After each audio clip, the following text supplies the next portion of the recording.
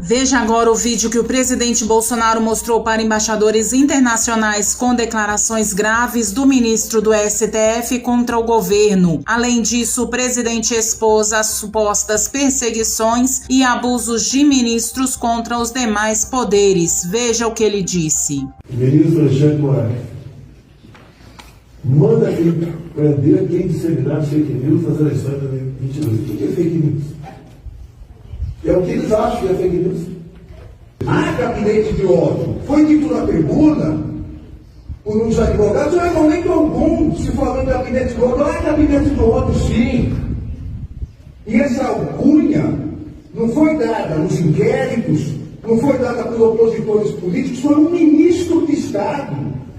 Um ministro de Estado que disse, aqui do lado é o gabinete do ódio, só ficou produzindo. Se houver repetição do que foi feito em 2018, o registro será cassado. E as pessoas que se fizerem irão para a cadeia por atentar contra as eleições e contra a democracia no Brasil. Eu volto, presidente. Atentar contra as eleições e a democracia. Quem faz isso é o próprio TSE ao tentar esconder o inquérito de 2018. Pode o magistrado ameaçar quem quer que seja. Quando ele diz que existe cabelo ódio, que seria algo do meu governo, diz que tem um ministro que falou, mas não diz o nome do ministro, não apresenta uma só matéria que poderia ter sido produzido num tal do cabelo ódio. O que ele quer com isso? Para que acirrar os ânimos entre o Poder Judiciário e o Poder Executivo? Não é comportamento de um magistrado a ameaça. Se diz que existe cabelo ódio, repito, apresenta uma só matéria que poderia ser produzida por um gabinete vinculado a mim, na presidência da República. É lamentável esse comportamento ameaçando. Quer amedrontar quem? Como já aconteceu comigo, botaram uma página minha no Facebook, uma matéria de uma revista falando sobre AIDS e vírus, Covid, e ele achou que aquilo é fake news e está em processando. Eu não sei onde acha que ele pode parar. Nós temos a paz, a tranquilidade, o respeito que não tem da outra parte para conosco. Eu não sei o que faz uma pessoa agir dessa maneira. Quem escolhe as pessoas para dizer o que esse ou aquele candidato bota em sua página, se é fake news ou não, é o próprio TSE, que desmonetiza a página, que derruba outras, que sugere prisões, que caça parlamentar, pôr a povo coisas que não têm tipificação na lei, como caçar o deputado por fake news, que cria jurisprudência de interesse deles mesmos para prejudicar o nosso lado. Como no próximo aqui, vamos ver. As ações contra o nosso governo são inúmeras. Eu recebo uma interferência por semana no meu governo. Você dá prazo para explicar por 48 horas por que eu não fiz isso, por que eu não fiz aquilo. E ajuizada por parlamentares de esquerda, a extrema esquerda brasileira, tentando o tempo todo desestabilizar o governo. O presidente da República, até por ser candidato à reeleição, tem o direito de falar sobre o que quiser, quando quiser, emitindo a opinião que quiser, até que estejamos num regime democrático. No entanto, o problema dos ministros é o presidente que pensa em acabar com a democracia. De onde eles tiram isso? E quem devia parar de falar são os ministros do Supremo.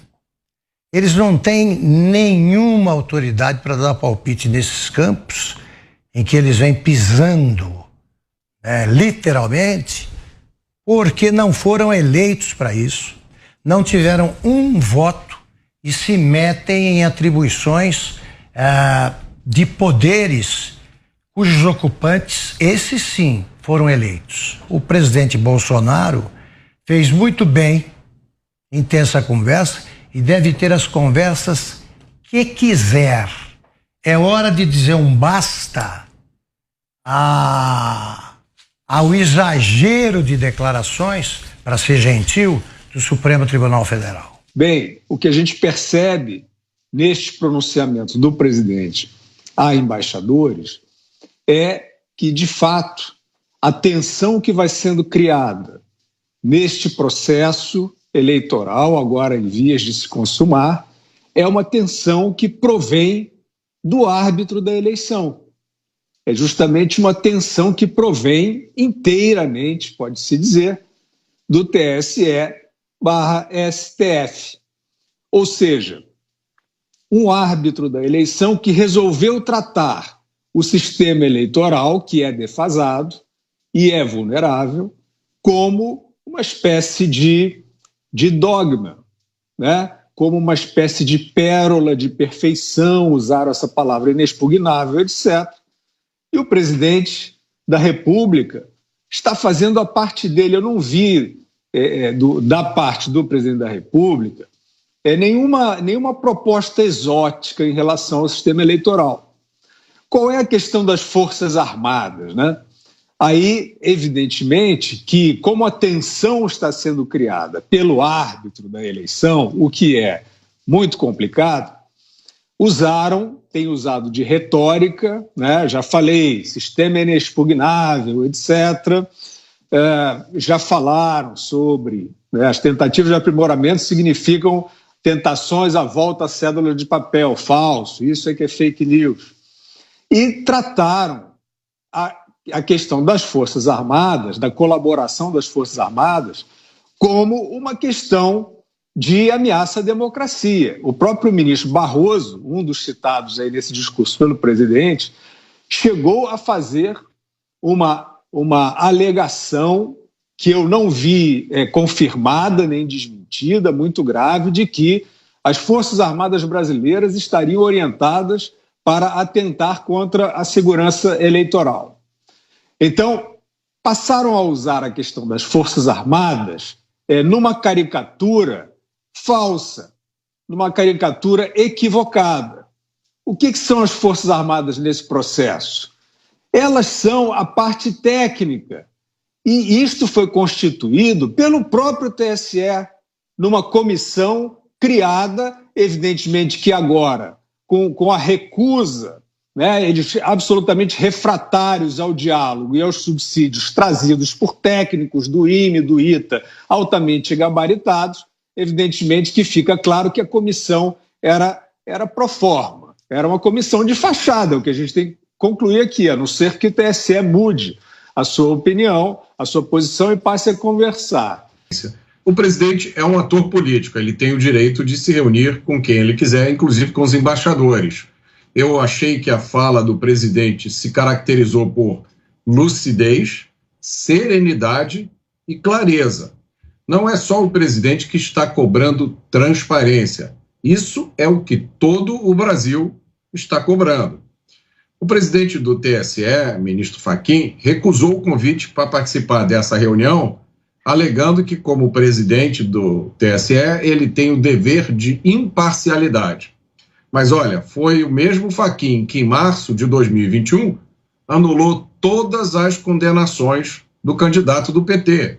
Ele havia sido condenado pela Justiça Federal do Paraná, com condenação confirmada pelo TRF4 e pelo STJ.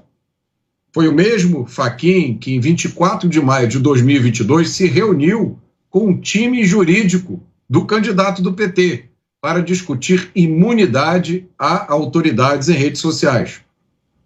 Foi o mesmo Fachin que, em 31 de maio de 2022, promoveu um encontro com diplomatas estrangeiros, no qual ele pediu que a comunidade internacional ficasse em alerta contra as acusações levianas contra o sistema eleitoral brasileiro. O Fachin também convidou mais de uma centena de observadores